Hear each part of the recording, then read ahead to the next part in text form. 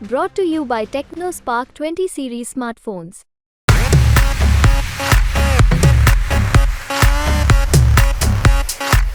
नमस्कार, आप देख रहे हैं बिहार तक और आपके साथ मैं हूं ऋचा शर्मा। बिहार की राजनीति में सालों से बाहुबल और बाहुबली का जोर देखने को मिला है। इसी कड़ी में एक बार फिर आगामी लोकसभा चुनाव में ऐसे कई बाहुबली नेता हैं जो खुद तो चुनाव नहीं लड़ रहे, मगर लोकसभा किसी तरह से पहुंचने की इच्छा उनकी जरूर है और इतनी ज्यादा है कि अब अपनी पत्नियों के रास्ते नया प्लान बनाना चाह रहे हैं।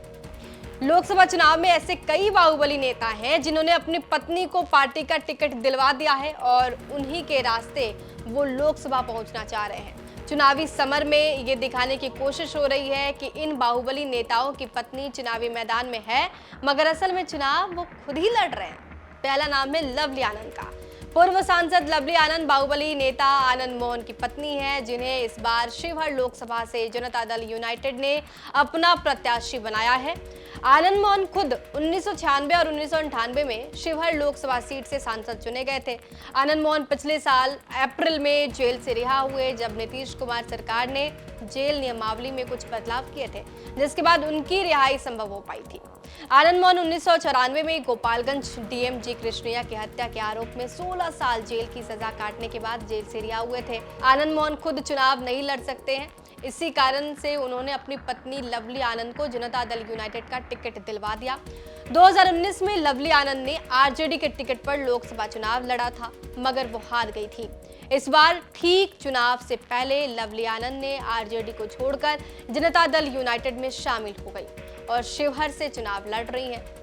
दूसरा नाम है बीमा भारती का। बीमा भारती कुख्यात अपराधी अवधेश मंडल की पत्नी है, जो इस बार आरजेडी के टिकट पर पूर्णिया लोकसभा सीट से चुनाव लड़ रही हैं। अवधेश मंडल के खिलाफ हत्या और अपहरण के दर्जनों मामले दर्ज हैं और उनकी छवि एक बाहुबली और अपराधी की है। अवधेश मंडल की पत्नी बीमा भारती 5 बार विधायक रह चुकी हैं और पिछले दिनों उन्होंने विधायक रहते हुए जनता दल यूनाइटेड से इस्तीफा दिया था और आरजेडी में शामिल हो गई थी। वो इस बार पूर्णिया से लोकसभा चुनाव लड़ रही हैं। तीसरा नाम है विजय लक्ष्मी देवी। जनता दल यूनाइटेड के टिकट पर सिवान से लोकसभा चुनाव लड़ने वाली विजय लक्ष्मी देवी बाहुबली नेता रमेश सिंह कुशवाहा की पत्नी है।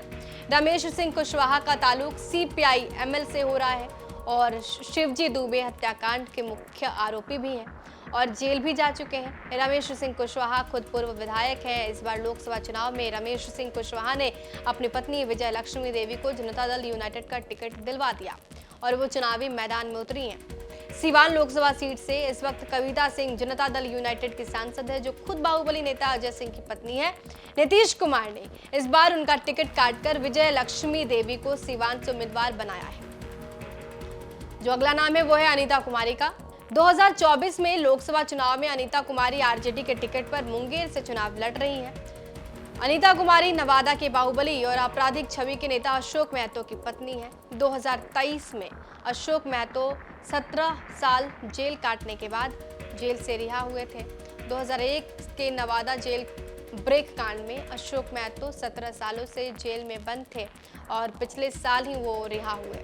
दिलचस्प बात यह है कि अशोक महतो खुद चुनाव नहीं लड़ सकता और इसी कारण से उसने लोकसभा चुनाव अपनी पत्नी के जरिए लड़ने की सोची और फिर इसी खरमास के दौरान उसने अनीता देवी से शादी भी कर ली। बताया ये जा रहा है कि आरजेडी सुप्रीमो लालू प्रसाद से आश्वासन मिलने के बाद ही अशोक महतो ने अनीता देवी से शादी की और फिर मुंगेर लोकसभा सीट से आरजेडी का टिकट उसकी पत्नी को मिल गया। अनीता देवी अब चुनाव में जनता दल यूनाइटेड के पूर्व राष्ट्रीय अध्यक्ष ललन सिंह के खिलाफ मैदान में है। तो ये ऐसे बाहुबली नेता हैं जिन्होंने अपनी पत्नी के सहारे लोकसभा की यात्रा तय करने की सोची है और शायद यही वजह है कि पार्टियों से मिल कर आखिरकार टिकट भी ले लिया। आपको ये जानकारी कैसी लगी हमें कमेंट बॉक्स में जरूर बताइए और बिहार की तमाम खबरों के लिए हमारे साथ बने रहिए, देखते रहिए बिहार तक।